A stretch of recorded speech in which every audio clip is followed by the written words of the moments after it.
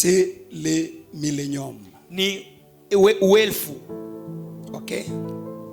Nous avons lu quelques versets Turusema masomi kidogo jana qui nous a montré que ilituonyesha kama il y aura un temps de 1000 ans kutakuya wakati moya ya miaka 1000 qui arrivera. itafika kule Satan sera lié shetani atafungwa pendant 1000 ans. kadiri ya miaka 1000. On peut relire ces versets-là. Tunaweza isoma tena losomi. Bon, ibintu surtout kama akukuyepo, ça peut être compliqué, mais sois un peu souple, tu peux saisir quelque chose. Amen. Lisons encore Apocalypse chapitre 21, 6. Tusome tena Ufunuo sura ya 12 mstari wa kwanza mpaka 6. Il y a ça. Kwa hiyo Puis je vis descendre du ciel kisha mimi naona kumbingu kuna shuka un ange qui avait la clé de l'abîme.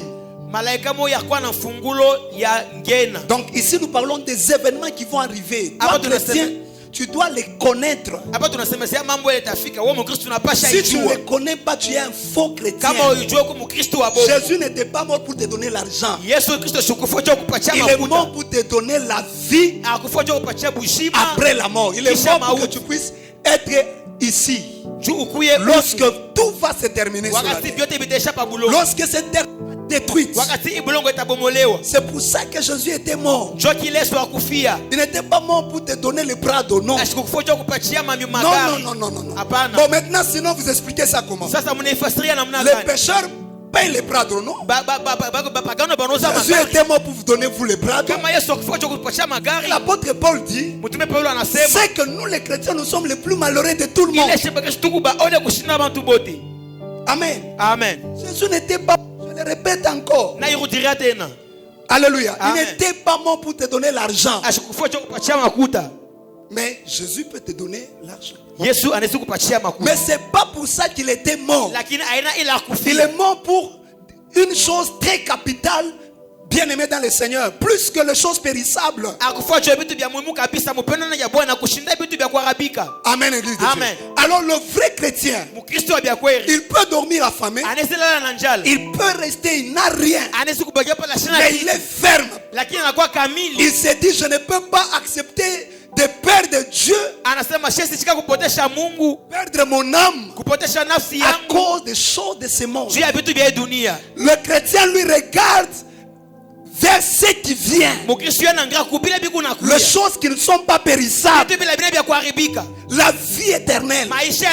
C'est ce qui fait la force du chrétien, pas l'argent, pas l'or. Parce que lorsque tu meurs, tu laisses l'or, tu laisses l'argent. Mais il y a des choses que l'or plus que l'argent. Alors c'est ce que Jésus est venu mourir pour ça.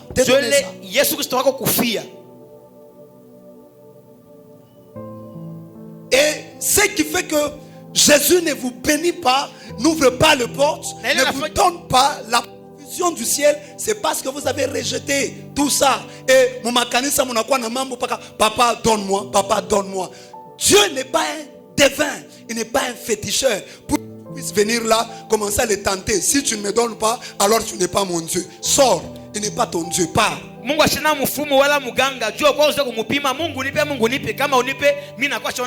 jour, suis. Elle me suit, cette soeur. Franchement. Elle me dit ceci. C'est temps là, j'étais frère.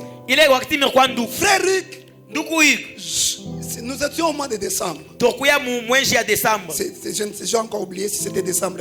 Quelle année? Elle dit, je donne à Dieu le délai jusqu'au 31 décembre. Si il ne me donne pas le mariage, je l'abandonne. Je vais partir dans la prostitution. Alléluia. Amen. Moi je vais te répondre, tu es déjà dans la prostitution, sors. Moi, tu es déjà dans la prostitution. Comment tu veux dire que tu as ces pensées là? Dieu n'est pas un devin. Il n'était pas mort pour te donner les choses de la terre. Si un pasteur te prête ça, il est menteur. C'est un menteur. Jésus n'était pas mort pour nous donner ces choses de la terre. C'est le réduire. Mais en Jésus, nous avons ces choses-là. Mais ce n'est pas pour ça qu'il était mort. Donc si tu abandonnes Jésus à cause des biens matériels, tu es le plus malheureux. Mais maintenant, alors le chrétien qui est ici et le païen qui est là, il meurt, il part là-bas. Mais ici, il y a un événement qui se passera dans le monde. Il y a un événement. Et tous les chrétiens aspirent à ça. Tous les chrétiens attendent ce jour-là. Amen. Amen. Alors, continuons à lire là-bas. Puis je vis, voilà, on recommence ce texte-là. Puis je vis descendre du ciel un ange qui avait la clé de l'abîme et une grande chaîne dans sa main. 2. Il saisit les dragons, le serpent ancien, qui est le diable et Satan. Donc il y a un temps qui viendra, Satan sera saisi par un ange. Pour faire quoi? Et il est lié pour 1000 ans. Il va lier Satan pour 1000 ans.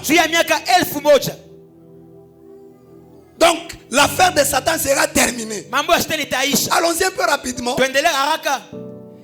Il le jeta dans l'abîme, fermant et scella l'entrée au-dessus de lui. Donc c'est pour que Satan ne puisse pas sortir de cet endroit-là, afin qu'il ne séduisît plus les nations. Vous voyez? Donc il ne va plus encore séduire parce qu'il ne sera pas là. Jusqu'à ce que le 1000 ans fussent accomplis. Après cela, il faut qu'il soit délié pour un peu de temps. Il sera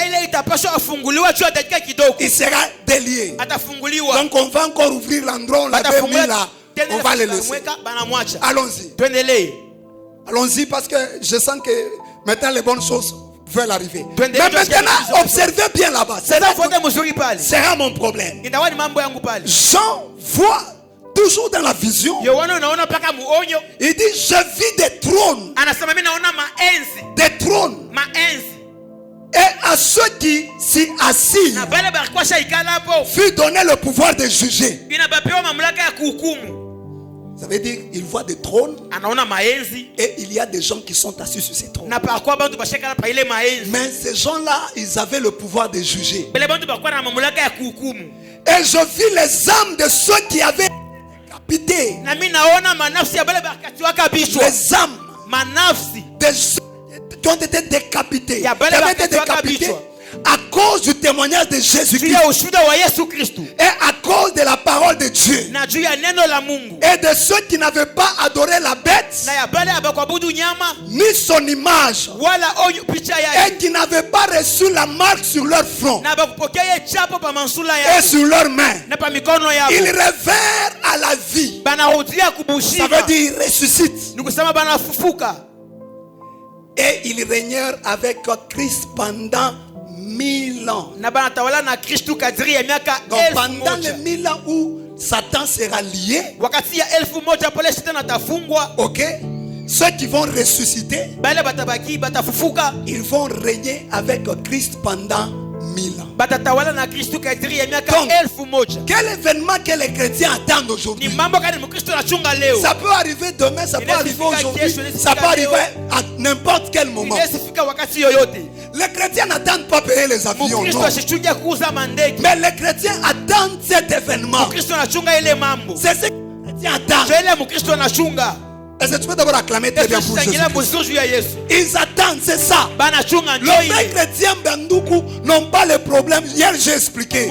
Je vous avais montré comment est-ce qu'il y a des hommes qui sont morts pour l'évangile. Bien aimé, ces gens-là ne sont pas morts en vain. Bien aimé, regarde-toi aujourd'hui. Tu es prêt si on te dit? D'abord, il y a des gens ici qui sont prêts. Ils s'appellent chrétiens. Mais une fois qu'il n'a pas l'argent, il peut aller toucher au fétiche pour avoir l'argent. Mais maintenant, dites-moi, si cette personne-là, on lui dit arrête d'aller à l'église, si tu pars, on va te tuer, il va arrêter, non? Il y a des gens qu'on avait interdit de parler de Christ. On leur dit, si vous parlez de Christ, vous allez mourir. Mais hier j'ai expliqué, j'ai dit, ces gens-là, on dit non. S'il faut mourir, on va laisser nos enfants. Les apôtres là, ils avaient des femmes, ils avaient des enfants. Mais ils ont accepté de laisser leurs femmes et laisser leurs enfants mourir à cause de l'évangile. Parce qu'il y a des gens qui pensent que l'apôtre va dans la Bible. Il y a des gens qui pensent que les apôtres n'étaient pas mariés. Ils n'avaient pas d'enfants.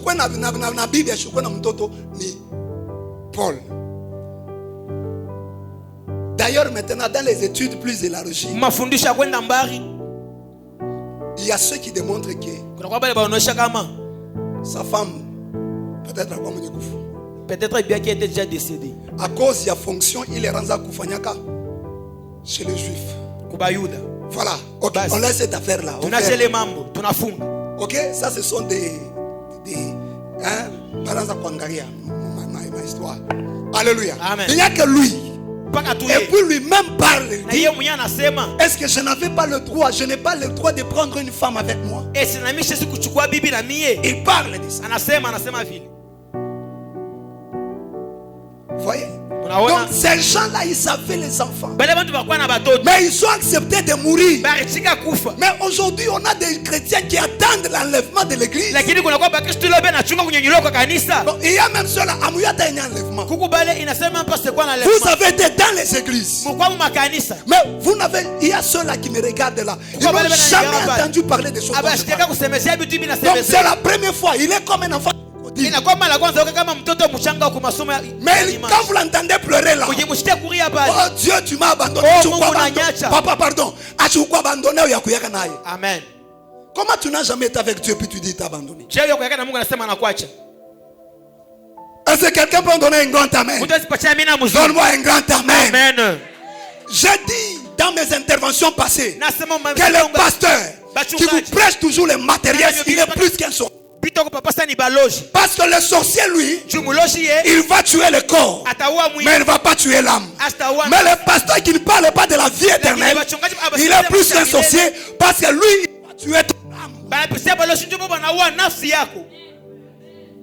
Ton âme ira en enfer le dernier jour.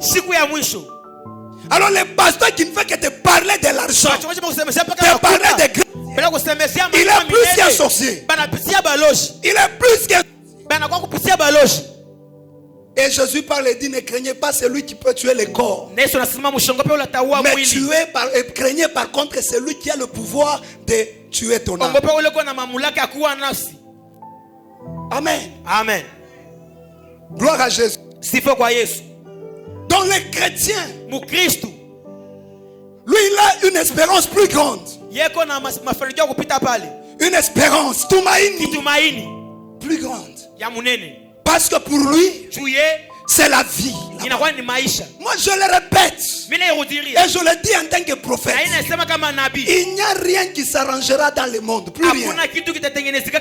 Bibliquement parlant, plus rien.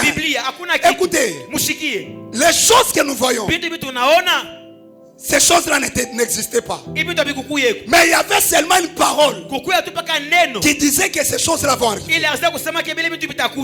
Une parole qui disait qu'il y aura des pandémies.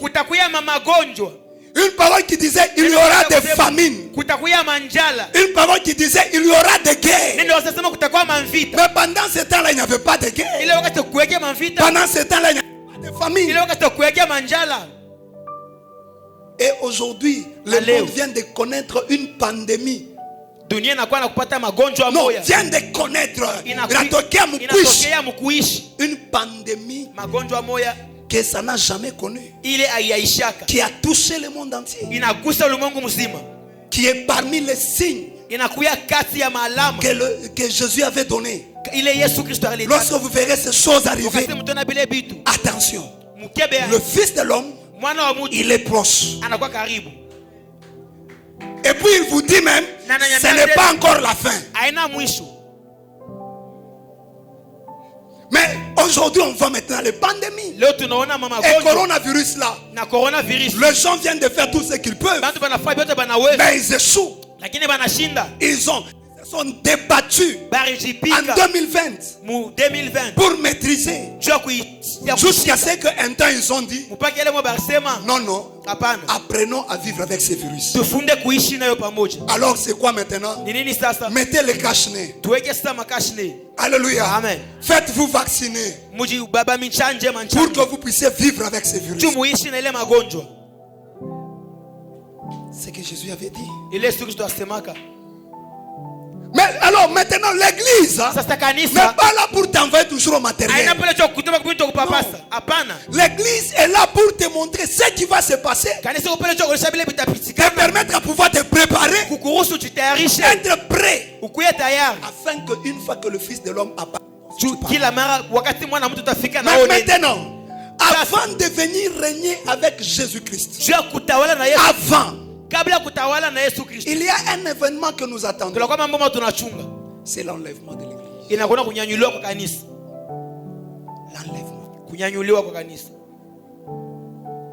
L'église sera enlevée. L'église n'est pas éternelle dans le monde. Ça sera enlevé. Et c'est ça l'événement que le chrétien attend.